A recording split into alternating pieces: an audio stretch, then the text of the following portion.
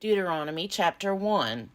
These are the words that Moses spoke to all Israel beyond the Jordan, in the wilderness, on the plain opposite Suf, between Paran and Tophel, Laban, Hazeroth, and Dizahab. By the way of Mount Seir, it takes 11 days to reach Kadesh Barnea from Horeb. In the 40th year, on the first day of the 11th month, Moses spoke to the Israelites just as the Lord had commanded him to speak to them. This was after he had defeated King Sihon of the Amorites, who reigned in Heshbon, and King Og of Bashan, who reigned in Ashtaroth, and in Edrei. Beyond the Jordan in the land of Moab, Moses undertook to expound this law as follows. The Lord our God spoke to us at Horeb, saying, "You have stayed long enough at this mountain. Resume your journey and go into the hill country of the Amorites, as well as into the neighboring regions, the Arabah, the hill country, the Shephelah, the Negeb, and the seacoast, the land of the Canaanites, and the Lebanon, as far as the great river, the river Euphrates.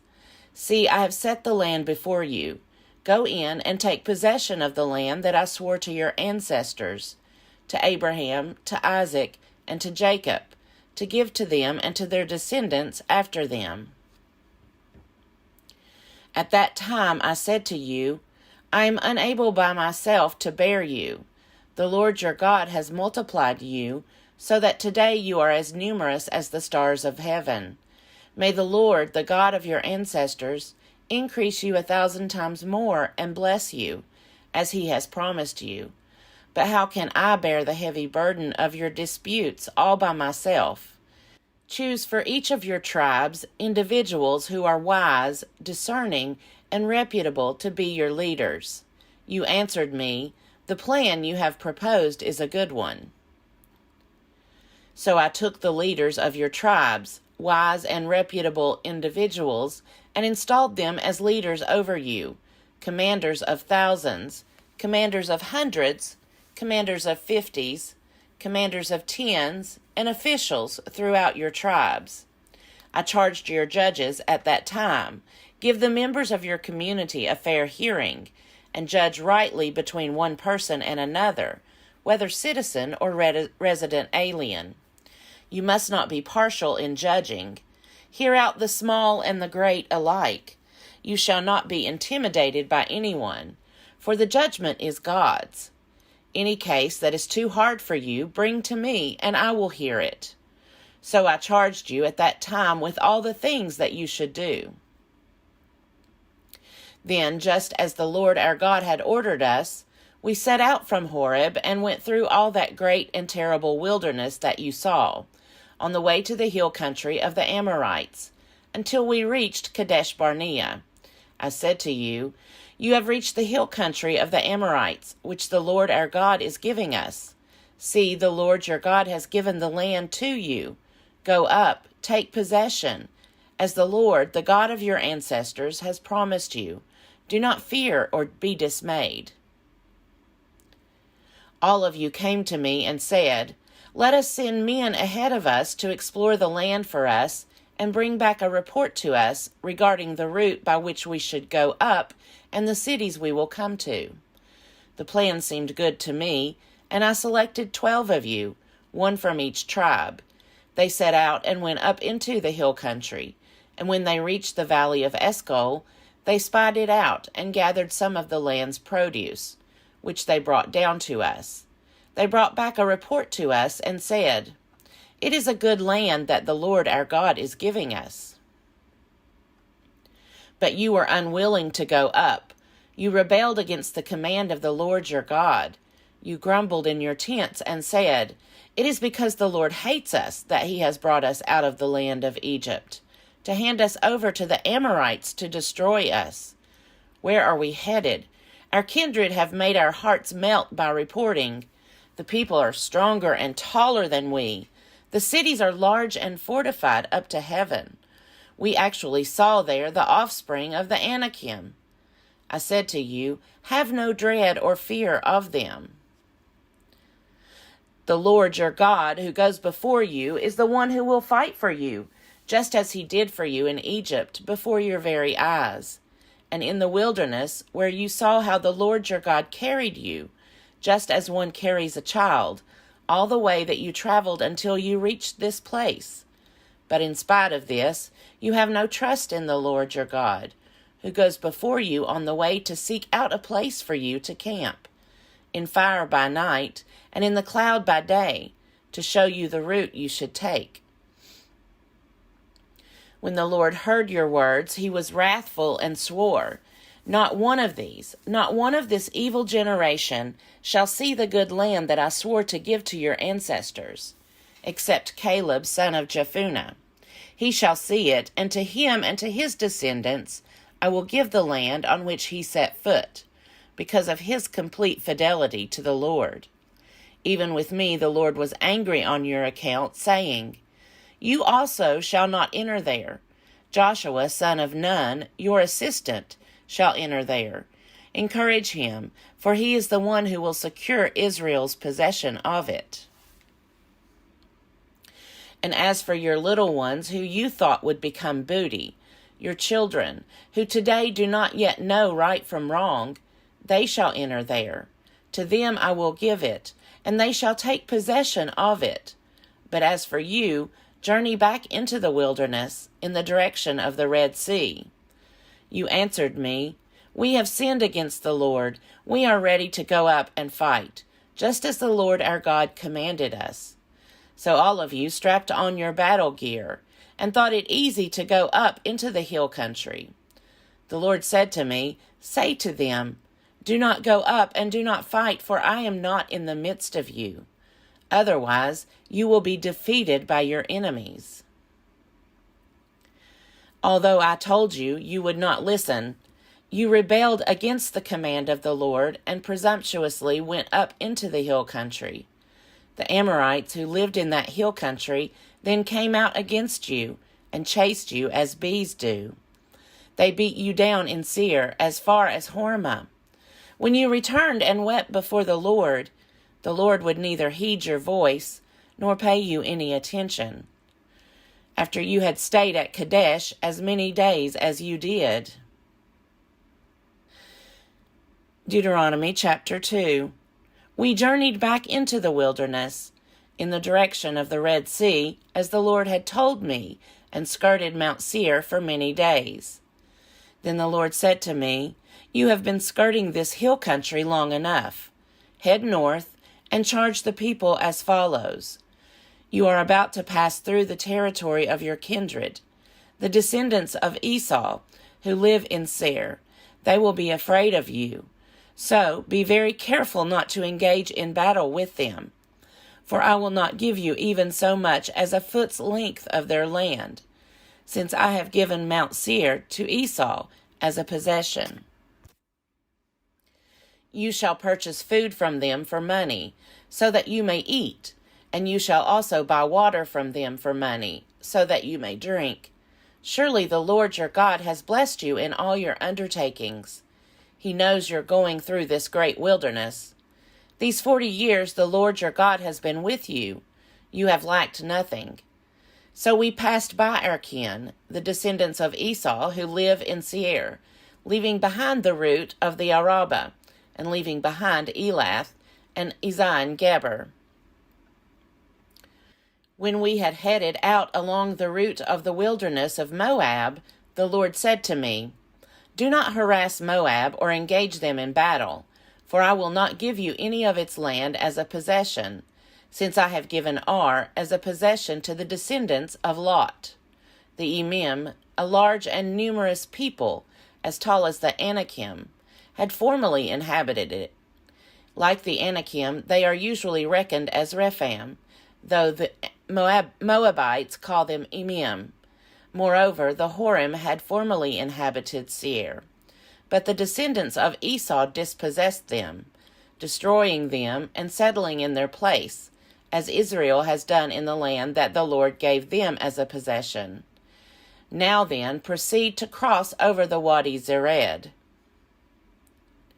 So we crossed over the Wadi Zered, and the length of time we had traveled from Kadesh Barnea until we crossed the Wadi Zered was 38 years, until the entire generation of warriors had perished from the camp, as the Lord had sworn concerning them. Indeed, the Lord's own hand was against them, to root them out from the camp, until all had perished. Just as soon as all the warriors had died off from among the people, the Lord spoke to me, saying, "Today you are going to cross the boundary of Moab at Ar. When you approach the frontier of the Ammonites, do not harass them or engage them in battle, for I will not give the land of the Ammonites to you as a possession, because I have given it to the descendants of Lot. It also is usually reckoned as a land of Rephaim. Rephaim formerly inhabited it, though the Ammonites call them Zamzummim, a strong and numerous people, as tall as the Anakim. But the Lord destroyed them from before the Ammonites, so that they could dispossess them and settle in their place. He did the same for the descendants of Esau, who live in Seir, by destroying the Horim before them, so that they could dispossess them and settle in their place even to this day. As for the Avim, who had lived in settlements in the vicinity of Gaza, the Caphtorim, who came from Caphtor, destroyed them and settled in their place. Proceed on your journey and cross the Wadi Arnon. See, I have handed over to you King Sihon, the Amorite of Heshbon, and his land. Begin to take possession by engaging him in battle. This day I will begin to put the dread and fear of you upon the peoples everywhere under heaven. When they hear report of you, they will tremble and be in anguish because of you." So I sent messengers from the wilderness of Kedemoth to King Sihon of Heshbon with the following terms of peace: "If you let me pass through your land, I will travel only along the road. I will turn aside neither to the right nor to the left. You shall sell me food for money, so that I may eat, and supply me water for money, so that I may drink. Only allow me to pass through on foot, just as the descendants of Esau who live in Seir have done for me, and likewise the Moabites who live in Ar, until I cross the Jordan into the land that the Lord our God is giving us." But King Sihon of Heshbon was not willing to let us pass through, for the Lord your God had hardened his spirit and made his heart defiant in order to hand him over to you, as he has now done. The Lord said to me, "See, I have begun to give Sihon and his land over to you. Begin now to take possession of his land." So when Sihon came out against us, he and all his people for battle at Jahaz, the Lord our God gave him over to us, and we struck him down, along with his offspring and all his people. At that time we captured all his towns, and in each town we utterly destroyed men, women, and children. We left not a single survivor. Only the livestock we kept as spoil for ourselves, as well as the plunder of the towns that we had captured. From Aroer, on the edge of the Wadi Arnon, including the town that is in the wadi itself. As far as Gilead, there was no citadel too high for us. The Lord our God gave everything to us. You did not encroach, however, on the land of the Ammonites, avoiding the whole upper region of the Wadi Jabbok, as well as the towns of the hill country, just as the Lord our God had charged. Deuteronomy chapter 3. When we headed up the road to Bashan, King Og of Bashan came out against us, he and all his people, for battle at Edrei. The Lord said to me, "Do not fear him, for I have handed him over to you, along with his people and his land. Do to him as you did to King Sihon of the Amorites, who reigned in Heshbon." So the Lord our God also handed over to us King Og of Bashan and all his people.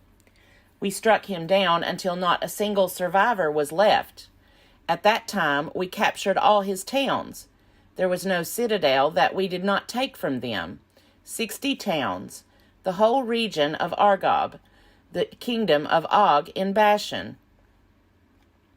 All these were fortress towns with high walls, double gates, and bars, besides a great many villages, and we utterly destroyed them, as we had done to King Sihon of Heshbon, in each city utterly destroying men, women, and children.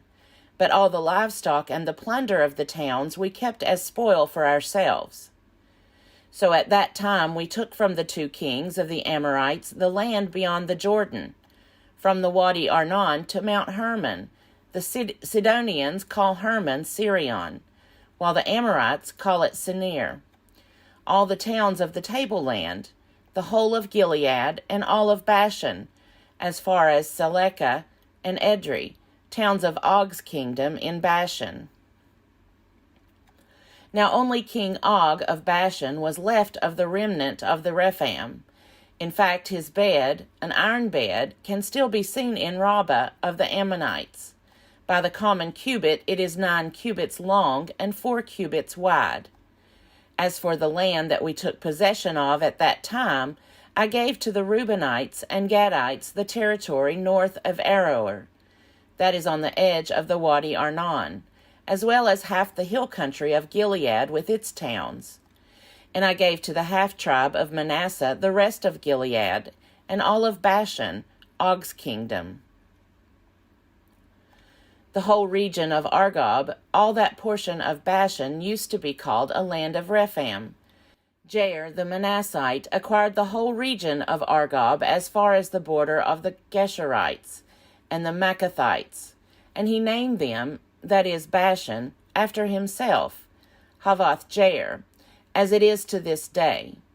To Machir I gave Gilead, and to the Reubenites and the Gadites I gave the territory from Gilead as far as the Wadi Arnon, with the middle of the wadi as a boundary, and up to the Jabbok, the wadi being boundary of the Ammonites, the Arabah also, with the Jordan and its banks, from Chinnereth down to the sea of the Arabah, the Dead Sea, with the lower slopes of Pisgah on the east. At that time I charged you as follows: Although the Lord your God has given you this land to occupy, all your troops shall cross over armed as the vanguard of your Israelite kin. Only your wives, your children, and your livestock, I know that you have much livestock, shall stay behind in the towns that I have given to you. When the Lord gives rest to your kindred, as to you, and they too have occupied the land that the Lord your God is giving them beyond the Jordan, then each of you may return to the property that I have given to you. And I charged Joshua as well at that time, saying, Your own eyes have seen everything that the Lord your God has done to these 2 kings. So the Lord will do to all the kingdoms into which you are about to cross. Do not fear them, for it is the Lord your God who fights for you. At that time, too, I entreated the Lord, saying, O Lord God, you have only begun to show your servant your greatness and your might. What God in heaven or on earth can perform deeds and mighty acts like yours? Let me cross over to see the good land beyond the Jordan, that good hill country and the Lebanon. But the Lord was angry with me on your account and would not heed me. The Lord said to me, Enough from you. Never speak to me of this matter again. Go up to the top of Pisgah and look around you to the west, to the north, to the south, and to the east. Look well, for you shall not cross over this Jordan. But charge Joshua, and encourage and strengthen him, because it is he who shall cross over at the head of this people, and who shall secure their possession of the land that you will see. So we remained in the valley opposite Beth Peor.